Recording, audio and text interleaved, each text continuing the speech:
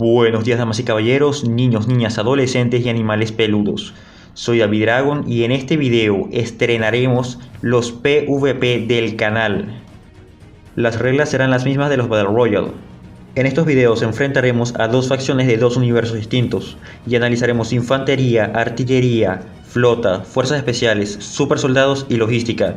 El ganador de cada una de las rondas se llevará un punto de ventaja y la facción que tenga más puntos de ventaja se llevará la victoria. Solo se tomarán en cuenta los aliados si en el enfrentamiento se llega a un empate, y si alguna de las facciones carece de alguno de estos elementos, automáticamente perderá la ronda. Sin nada más que agregar, que pasen los contrincantes. En esta ocasión se enfrentará el Imperio Eterno de Zakuul contra el Imperio de la Humanidad de Warhammer 40.000 antes de la herejía de Horus.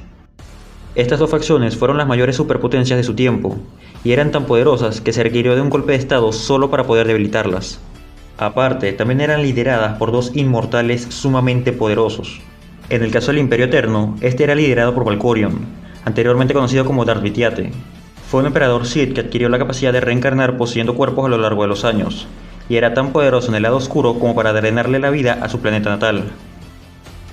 Por el lado del Imperio de la Humanidad, este era encabezado por el Dios Emperador, un perpetuo con grandes poderes psíquicos y muchas veces descrito como un gigante dorado. Era tan poderoso que de un solo tajo de su espada fue capaz de incinerar la telaraña y a los demonios en ella.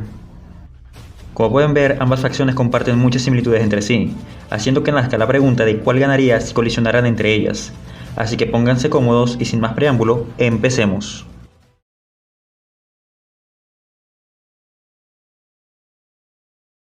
La infantería son aquellas tropas terrestres que interactúan con el enemigo a combate a corta distancia. El caso del Imperio Eterno está conformado por dos tipos de soldados. El primero eran los Sky Troopers, droides de combate programados con conciencia táctica y conocimientos de combate avanzado, además de ser sumamente fuertes y duraderos. Fabricados en el planeta Zakuul, estos droides estaban equipados con cohetes propulsores para aumentar su agilidad y estaban armados con rifles blaster y lanzallamas. Algunas variantes utilizaban armamento pesado, tales como lanzamisiles.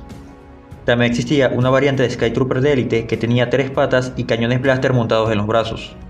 Junto a ellos estaban los soldados eternos, habitantes de Zakuul enlistados que fungían como reserva y apoyo para las tropas convencionales.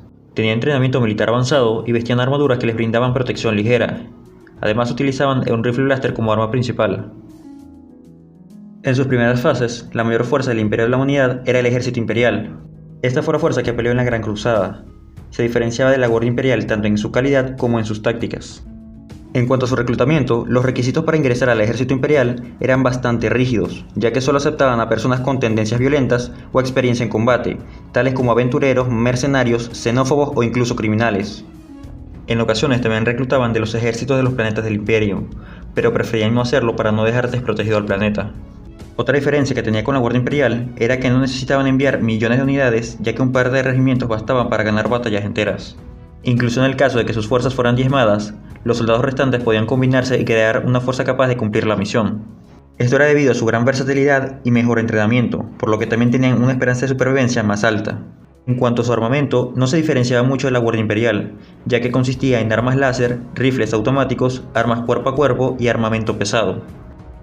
Acompañando al ejército imperial estaban las legiones Skitarii. Esto era debido a que por aquel entonces el Adeptus Mechanicum era una rama dentro del imperio y no una facción aliada. Estos soldados tienen cuerpos modificados con prótesis y componentes cibernéticos que amplifican sus capacidades físicas, además de volverlos inmunes a la radiación y resistentes a condiciones climáticas extremas. Van armados con una pistola voltaica o una pistola de radio. Armas cuerpo a cuerpo como una espada de energía, una vara taser o una maza voltaica, y su arma principal puede ser un rifle voltaico o un mosquete de plasma. Como pueden ver, el Imperio Eterno tendría un gran desafío al enfrentar la infantería base del Imperio de la Humanidad. A pesar de eso, realmente pienso que ganarían esta ronda. La razón es que la capacidad de vuelo de los Sky Troopers los volverían sumamente ágiles y su condición de androide los harían incansables en el campo de batalla. Además de eso, están respaldados por unidades humanas muy capaces y droides con armamento pesado. El ejército imperial es una fuerza muy bien entrenada, pero siguen siendo humanos normales. En el caso de los exploradores Skitarii, que poseen habilidades aumentadas y una resistencia legendaria, se sabe que son bastante lentos, y en un combate de velocidad frente a los Sky Troopers estarían en desventaja. Es debido a estas razones que el Imperio Eterno se lleva este primer punto.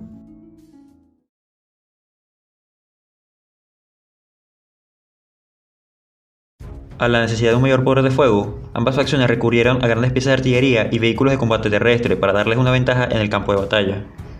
En el caso del Imperio Eterno, estos crearon versiones gigantes de los Skytroopers. El primero de estos fue el Heavy Skytrooper.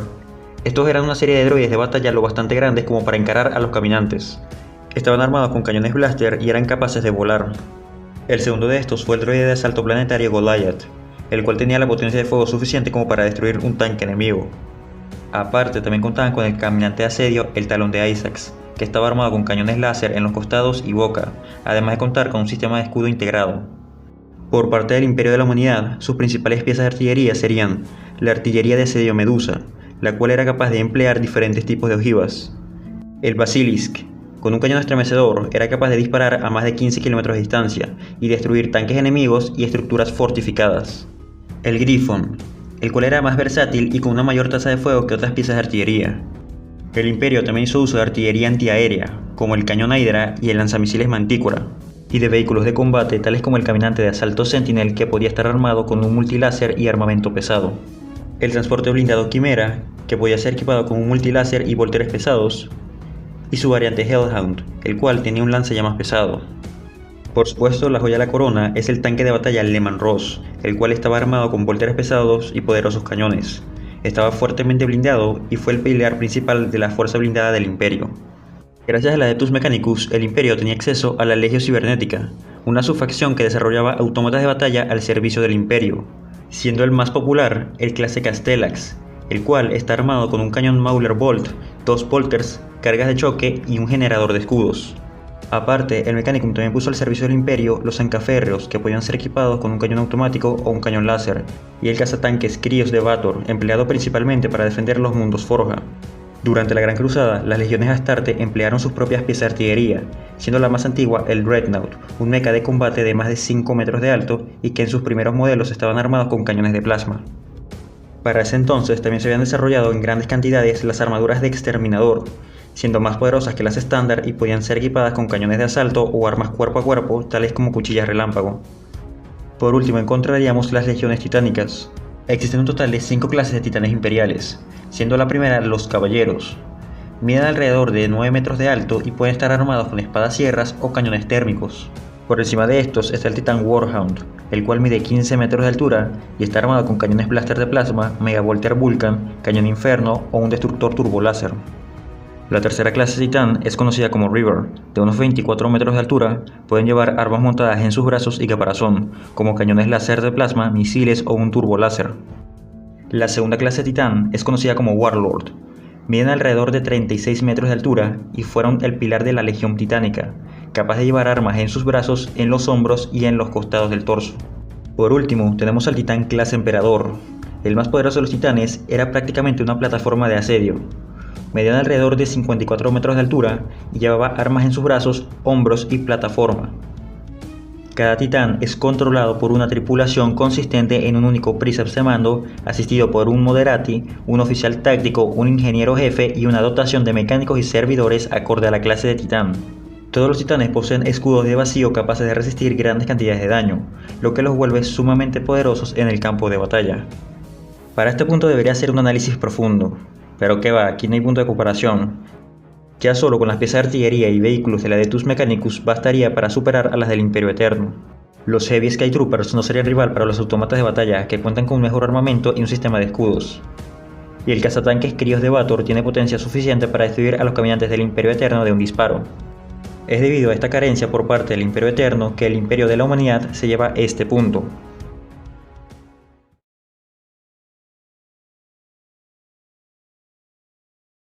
Tanto el Imperio Eterno como el Imperio de la Humanidad tenían a su disposición una gran flota de naves que utilizaron para llevar la guerra y la conquista a lo largo y ancho de sus respectivos universos.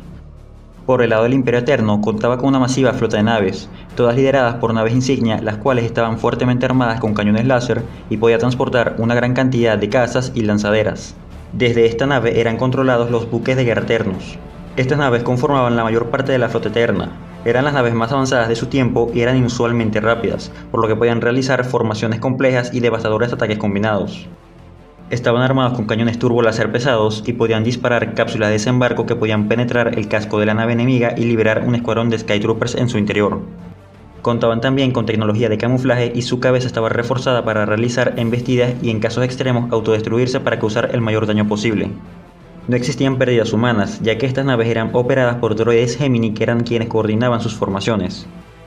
La Fuerza Aérea del Imperio Eterno estaba conformada por los Sakul Fighters, cazas armados con cañones láser gemelos increíblemente ágiles tanto en el espacio como en la atmósfera. Para el apoyo aéreo, el Imperio Eterno utilizaba lanzaderas para transportar soldados y material militar.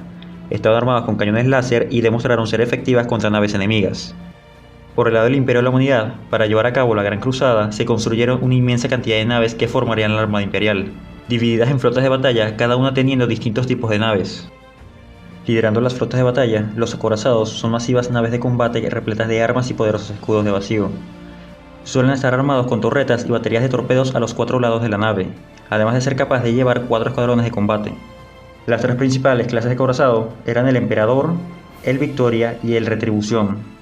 Sin embargo, la clase de acorazado más grande era el clase Gloriana, el cual podía medir entre 20 a 26 kilómetros de largo y eran capaces de destrozar flotas enteras, siendo utilizada por los primarcas y sus legiones. Los acorazados suelen estar protegidos por los cruceros. Estos componen la mayoría de las flotas de batalla y varían entre distintos tipos. Los grandes cruceros son naves más pequeñas que los acorazados.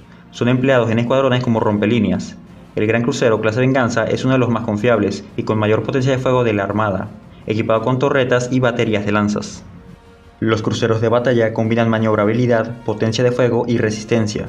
Son usados en patrullas, bloqueos y ataques al territorio enemigo. Están equipados con 2 torretas, baterías de lanzas y un cañón Nova, además de ser capaz de transportar hasta 4 escuadrones de naves. Los cruceros ligeros son las naves de este tipo más pequeñas y rápidas y con potencia de fuego suficiente para batir naves escolta. Además están armadas con baterías de armas y lanzas. Por parte de las legiones astartes, utilizaban las barcazas de batalla para apoyar los aterrizajes planetarios, estaban armados con 3 torretas, lanzatorpedos, baterías de armamento, un cañón magma y un hangar para 3 escuadrones. Las naves escoltas son el tipo de nave más pequeña de la armada y se dividen en 2 tipos. Las fragatas, que suelen ser naves mejor armadas y poseer blindajes más duraderos, con 2 torretas y baterías de armas. Y después están los destructores, que son naves más rápidas y versátiles, además que pueden dar ataques certeros con sus torpedos, siendo una amenaza para las naves más grandes. Las naves escoltas se organizan en escuadras formadas de 2 hasta 6 naves y operan siempre en grupo. Todas estas naves poseen escudos de vacío como defensa principal, además de un blindaje adicional, y su capacidad de viajar grandes distancias recae en el navegante, un individuo capaz de orientarse por la disformidad. También era el responsable de gran parte de la logística de la nave, como la detección de amenazas. Para los combates espaciales, el Imperio utilizaba el caza estelar Wrath y en menor medida el Interceptor Fury. Ambas naves estaban equipadas con multiláser para el combate. Para el apoyo aéreo, el Imperio utilizaba el Marauder, un bombardero que podía ser cargado con 12 bombas en la valla interna y 6 bombas pesadas en una barquilla externa. Estaba armado con cañones láser en el frente y una torreta de volteres pesados acoplados en la parte trasera. Por el lado de las legiones astartes, su fuerza aérea consistía en la cañonera Storm Eagle, que era capaz de transportar a 20 marines espaciales y estaba armada con un volter pesado acoplado en el casco y un lanzador de cohetes. Los marines espaciales también utilizaron la nave de desembarco Stomber para sus despliegues y el de sus vehículos. Estaban equipados con 5 cañones láser, 6 misiles Deathstrike, generadores de escudos de vacío y un espíritu máquina. Como pueden ver, el Imperio de la Humanidad posee una armada extensamente estructurada, con naves que pueden llegar a medir varios kilómetros de distancia. Por su parte, los buques de guerra eternos apenas llegaban a medir los 500 metros. A pesar de eso, no creo que puedan ganar esta ronda. La razón es que las naves de la flota eterna son mucho más rápidas incluso dentro de su propio universo. En una batalla entre flotas, la ventaja radica en el principio de disparar y moverse, ya que la potencia de fuego no es nada sin un buen reconocimiento y en la adopción de buenas posiciones de disparo. Dicho de otra manera, no importa lo resistentes que sean tus naves, los proyectiles no deben impactarles en primer lugar. Las naves del Imperio de la Humanidad son grandes y muy poderosas, sin embargo son bastante lentas. Por su parte, las naves del Imperio Eterno son más rápidas y ágiles, y gracias a los droides Gemini pueden coordinarse para atacar en formación. Otra ventaja que tienen es el camuflaje, ya que les ayudaría a situarse en una posición más favorable para atacar. Por supuesto, el navegante podría ver a través del camuflaje e incluso predecir el siguiente movimiento del enemigo. Sin embargo, esto no sirve si tu movilidad está muy limitada. Además de que gran parte de los sistemas logísticos de la nave dependan del navegante, los hace sumamente impráctico. Es gracias a estas ventajas que la flota eterna se lleva a este punto.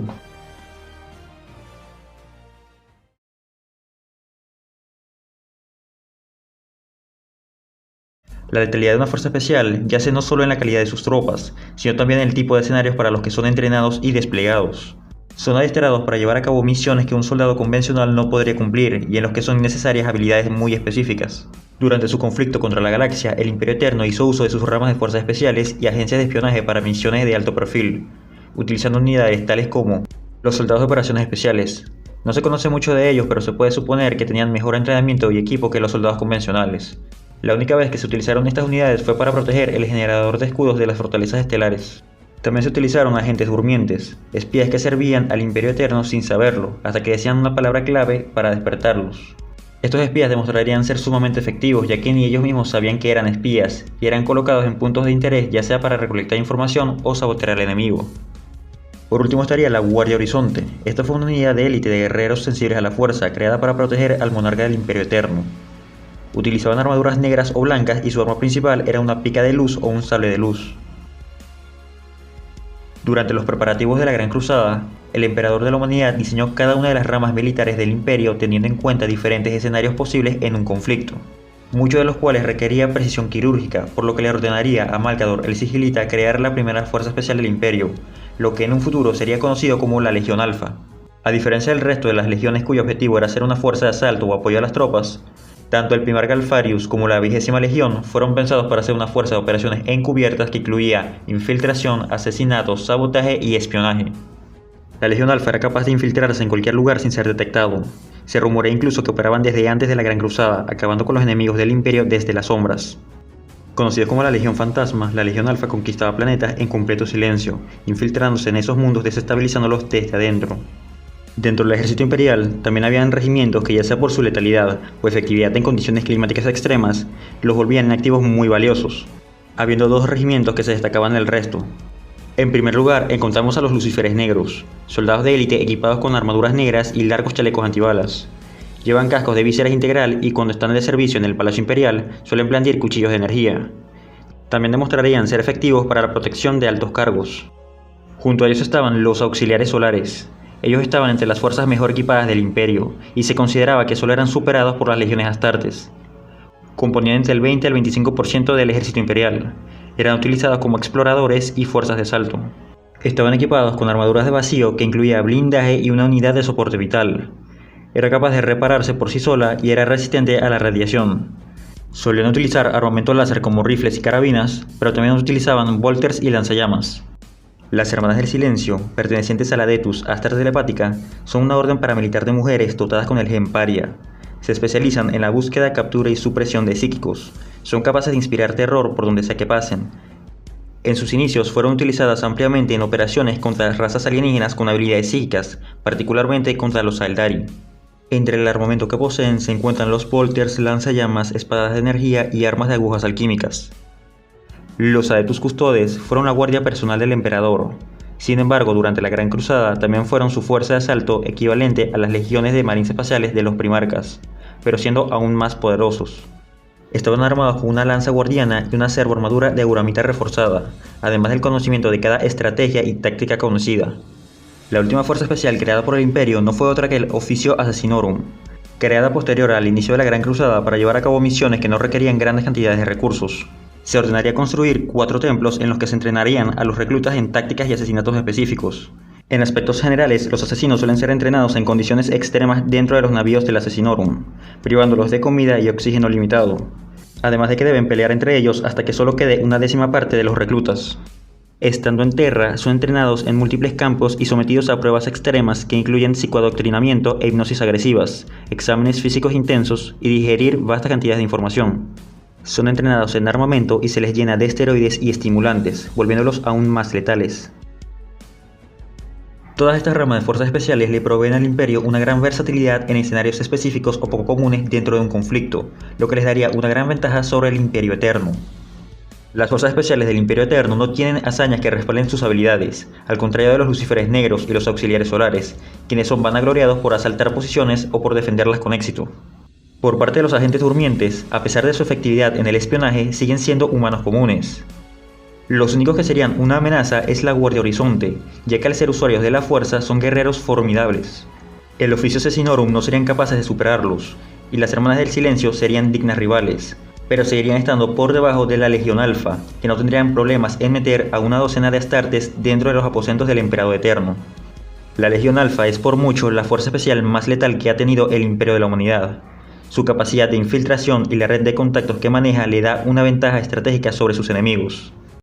Y si con eso tomamos en cuenta de que su hazaña más grande es de su primarca, metiéndose a casa de Papi Emperador, beberse el whisky y patear en las naranjas a Tito Baldor estando borracho, es sin duda alguna la razón por la que el Imperio de la Humanidad se lleva a este punto.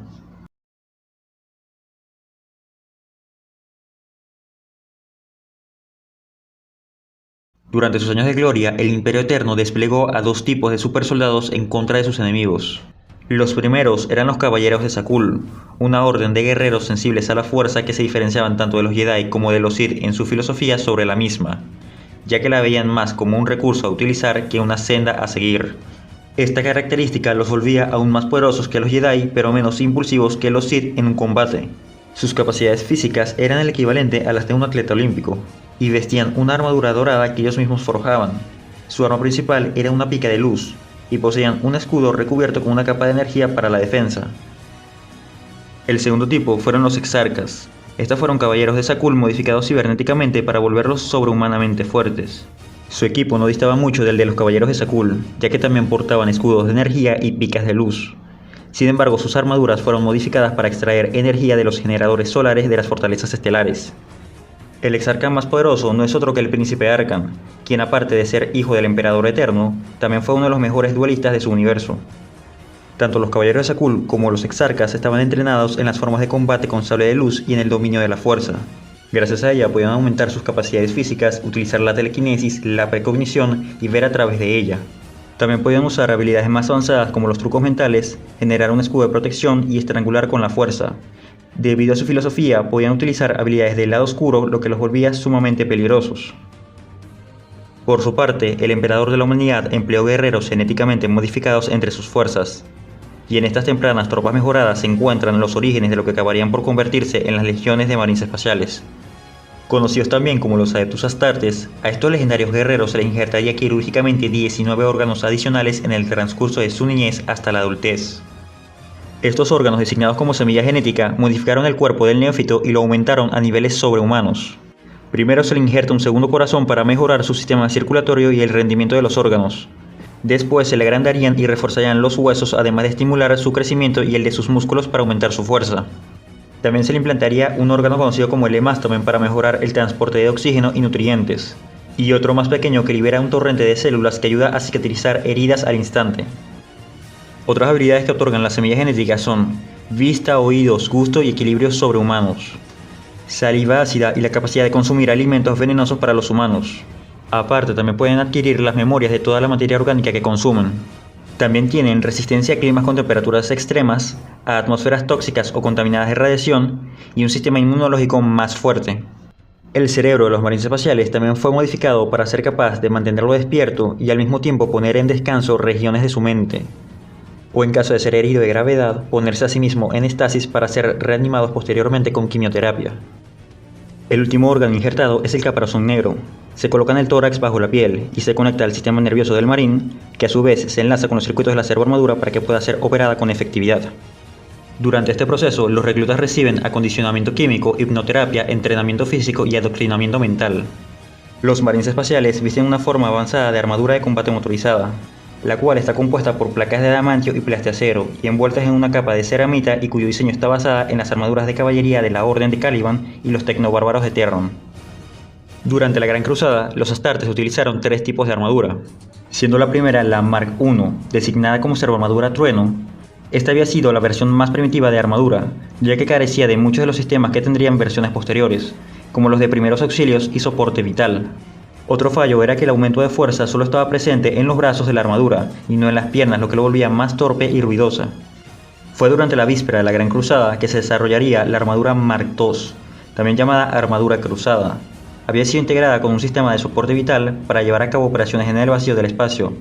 También se le integró a esta armadura sistemas de primeros auxilios y los sentidos automáticos, además de un propulsor para moverse en gravedad cero. Con el descubrimiento de los mundos natales Squad, se presentarían varias fallas en la armadura Mark II. la cual, a causa de su voluminoso tamaño, las hacían poco efectivas en abordaje de naves o en entornos cerrados con poca cobertura. Es para estos casos que se crearía la armadura Mark III, la cual demostraría ser más efectiva que su predecesora y efectiva para asaltos frontales. Entre su armamento se encuentran bolters, lanzallamas y pistolas de fusión. Sin embargo, también eran populares armas cuerpo a cuerpo como espadas de energía, espadas sierra, hachas y martillos. Entre las legiones astartes eran populares las motocicletas, los Land Rider y las cápsulas de desembarco para sus despliegues. Sin armadura, un marine espacial es capaz de levantar 1,5 toneladas, correr hasta 85 km/h y sus reflejos son más rápidos que los de un humano común, teniendo hazañas como volcar un camión o abollar un tanque. El Adeptus Mechanicum también ofreció al servicio del Imperio sus propios supersoldados. Estos eran conocidos como Talax, soldados de asalto que estaban basados en la tecnología de las armaduras y que requerían un espécimen humano robusto como usuario. La loriga Talax envolvía a los órganos principales, el sistema nervioso y el cerebro, pero se reemplazaban las extremidades con implantes. También se le extirpaban los receptores de dolor, las emociones y el aparato sensorial. Iban armados con rifles de relámpagos, armas de combate cuerpo a cuerpo y granadas de fragmentación, pero también podían emplear una espada sierra pesada, un fusil de plasma fásico, entre otros.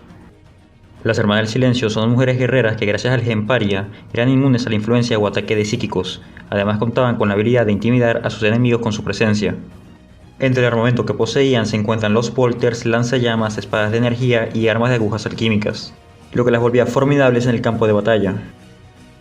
Los Adeptus Custodes, como ya se dijo anteriormente en este video, son los encargados de la protección del emperador. Su proceso de creación es tan invisible como potente. Trabaja sobre la genética básica y se modula a medida para cada uno de los reclutas.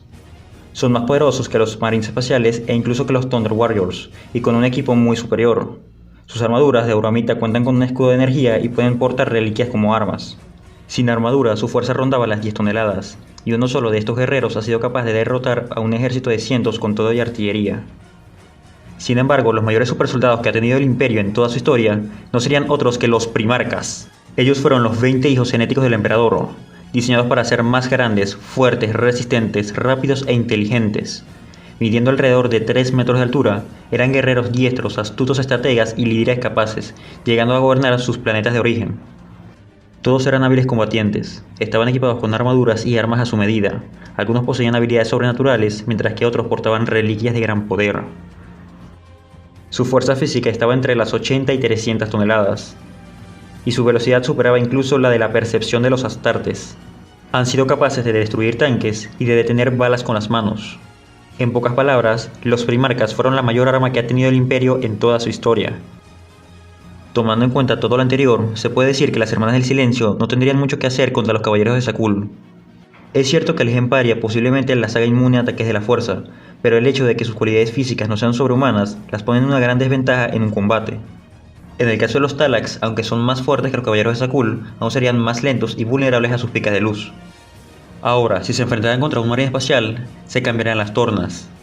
Si bien los Caballeros de Zakuul podrían perforar de una estocada la armadura de un marine espacial o incluso eliminarlo, de media los astartes tienen más posibilidades de vencer en un enfrentamiento uno contra uno. La condición sobrehumana de los marines espaciales obligaría a los Caballeros de Zakuul a utilizar la fuerza para seguirles el ritmo en combate, lo que les causaría un mayor desgaste. Aparte, los marines espaciales se pueden dar el lujo de atacar a distancia, y la ojiva de un bolter tiene la potencia para dañar el escudo de los caballeros. Por supuesto, los Caballeros de Zakuul los podrían levantar y lanzar con la fuerza, pero a partir de las armaduras Mark II, los astartes tienen propulsores que les pueden ayudar a volver al combate.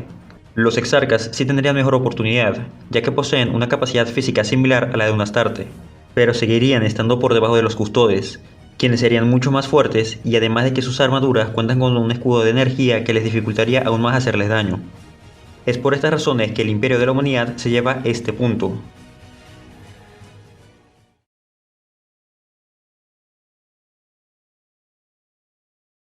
Para el que no lo sepa, la logística militar es el conjunto de actividades que permiten a las Fuerzas Armadas planificar y ejecutar operaciones de manera efectiva. Tanto el Imperio Eterno como el Imperio de la Humanidad comparten muchas similitudes en sus estrategias a la hora de enfrentar un conflicto.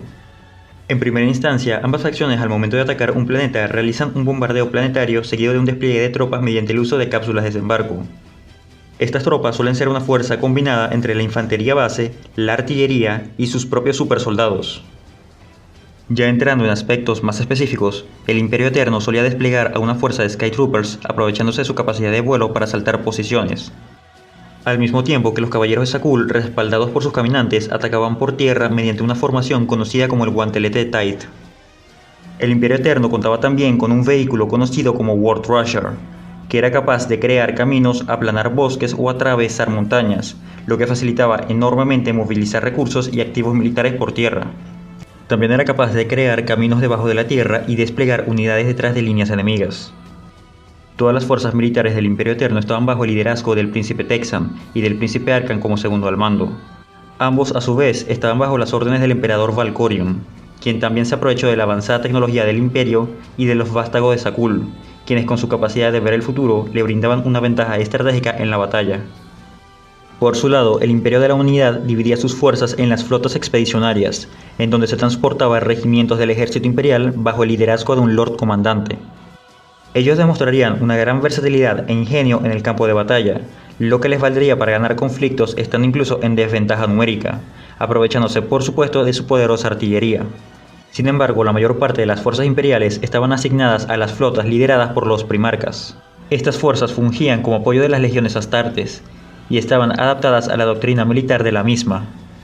El Adeptus Mechanicus también contribuyó al imperio con sus legiones de Skitarii. Sin embargo, su mayor aporte fue la investigación y desarrollo de nuevas tecnologías para el imperio, ya sea la adquisición e implementación de tecnología alienígena o actualizaciones para las fuerzas armadas. Todo esto motivado por el dios emperador. Aunque sí se presentaron algunos problemas de comunicación a largas distancias, esto no pareció afectar negativamente la logística del imperio, ya que el emperador demostraría ser capaz de coordinar perfectamente a las legiones astartes y a las flotas expedicionarias. Si alguna vez estos dos imperios llegasen a colisionar, en primera instancia el Imperio Eterno tendría la ventaja, ya que al tener naves más rápidas y una infantería más efectiva, causarían daños significativos al Imperio de la Humanidad. A pesar de eso, el Imperio de la Humanidad podría cambiar las tornas a su favor, precisamente gracias a los primarcas. Hay que recordar que los primarcas son líderes naturales y que su mente es mucho más rápida que la de un humano. Es cierto que cada primarca tiene una forma de combatir específica, aún así han demostrado una gran creatividad y capacidad de solucionar problemas, además de que son capaces de aprender de sus errores para no volverlos a cometer nuevamente. El Imperio Eterno aún conservaría la ventaja aérea, pero en tierra, entre la artillería y los marines espaciales, arrasarían con las unidades terrestres del enemigo, imposibilitando así la conquista de los planetas. La capacidad de premonición de los vástagos eternos sería una gran ventaja en el campo de batalla, pero este poder solo sería efectivo en periodos de corto a mediano plazo, por lo que primarcas como Rogal Dorn y Mortarion serían capaces de bloquear y resistir sus asaltos. Al mismo tiempo, primarcas como Lionel Johnson, Roboute Guilliman o Perturabo, cuya doctrina militar es más flexible, podrían lanzar una contraofensiva y adaptarse a cualquier táctica que realice el Imperio Eterno, mientras la Legión Alpha recolecta información y sabotea la infraestructura enemiga. Y si a eso le sumamos que existía una línea directa entre los primarcas y el dios emperador por donde se podían coordinar las tropas y los recursos con relativa efectividad, el Imperio de la Humanidad podría atacar y defenderse con la misma efectividad y de manera simultánea. Y es por estas razones que se lleva este punto. Llegamos al final de este enfrentamiento, y aunque tuvimos un inicio bastante reñido, el Imperio de la Humanidad de Warhammer 40.000 consiguió sobreponerse sobre el Imperio Eterno de Zakuul, con un marcador de 2-4 a su favor. Fue gracias a su artillería, fuerzas especiales, super soldados, excelente liderazgo y logística lo que le llevó a ser la ganadora de este video. Ya saben que si les gusta mi contenido pueden suscribirse y darle like. No olviden dejar su comentario que los estaré leyendo. Así que hasta la próxima y buena noche.